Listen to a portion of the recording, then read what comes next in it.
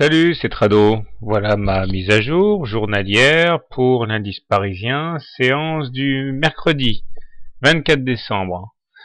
Eh bien, l'indice parisien n'en finit plus de rebondir. C'est sûr que lorsqu'on a des banques centrales promptes à injecter des milliards de liquidités, eh bien, c'est facile d'acheter à peu près n'importe quoi.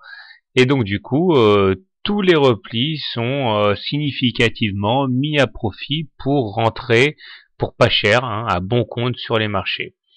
Si on cède des ratios de Fibonacci que j'ai tracés, on voit que l'attaque qu'il y a eu hier a brillamment testé à la fois le canal gris par le bas ici, mais également le niveau des 23,6% de Fibonacci, et c'est sur ces niveaux que nous avons assisté au rebond qui se prolonge aujourd'hui. Cependant, on ne peut pas éluder le fait que pour l'instant ça stagnouille. Regardez, cela va bientôt faire près de 2 semaines que nous luttons plus ou moins pour enfoncer les 3966 sans pour l'instant parvenir à les décrocher.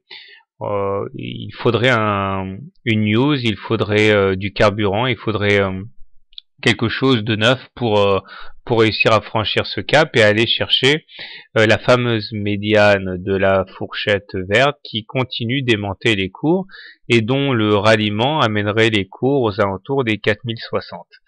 D'ailleurs, on remarque que les indicateurs techniques restent très bien orientés, avec une M20 croissante, une M7 qui a été franchie aujourd'hui, je vais zoomer un petit peu, donc une M20 croissante, une M7 également croissante et qui a été dépassée en clôture, ce qui montre que de fait, ces moyennes mobiles serviront comme autant de support en cas d'attaque.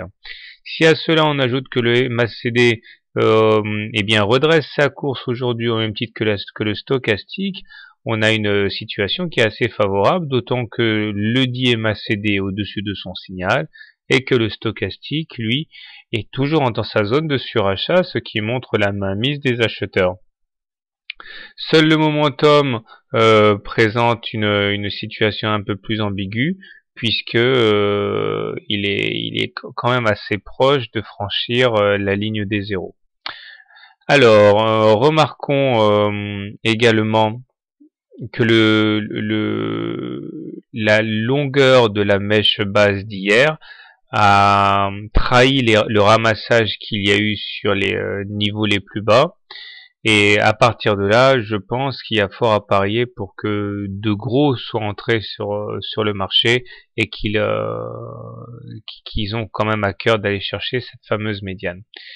Bon, dernière chose, il est peut-être un petit peu tôt pour préjuger de ce qui va se passer, mais je vous rappelle que si nous dépassons les plus hauts d'hier, d'avant-hier, eh bien on aura fait un plus haut sur les cours, mais qu'il y a beaucoup de chances pour qu'il s'accompagne par une forte divergence, au moins sur le momentum, là, puisque on n'aura pas effectué un plus haut sur le momentum, alors qu'on l'aurait fait sur les cours. Je dis ça simplement pour vous maintenir en alerte. Donc clairement, la tendance est clairement haussière, mais il y a quand même des signes qui montrent qu'il y a un essoufflement.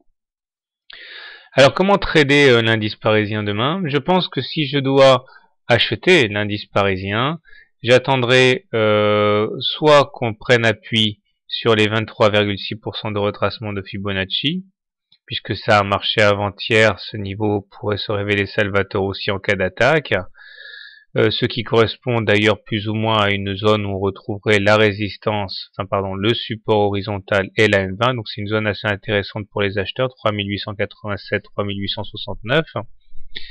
L'objectif étant donc de rallier sous forme double top les précédents à 3966, le stop loss devant être mis judicieusement en cas de clôture sous les 23,6% de retracement de Fibonacci, je pense.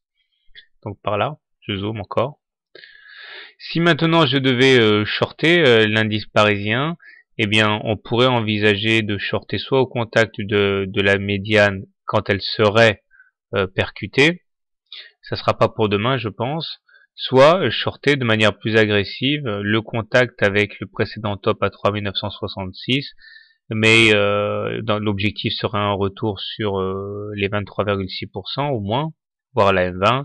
Il faudrait cependant pas oublier de mettre un stop loss en cas de clôture au-dessus du précédent top, puisque si on inscrivait un plus haut, cela ouvrirait quand même bien grand la voie vers la médiane et ça risque de faire très mal si on est en position short. Donc ne pas oublier comme d'habitude les stop loss. Voilà.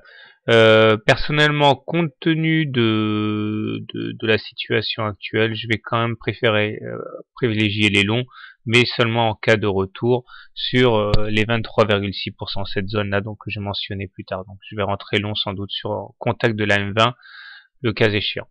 Voilà, bonne soirée, bon trade et à demain.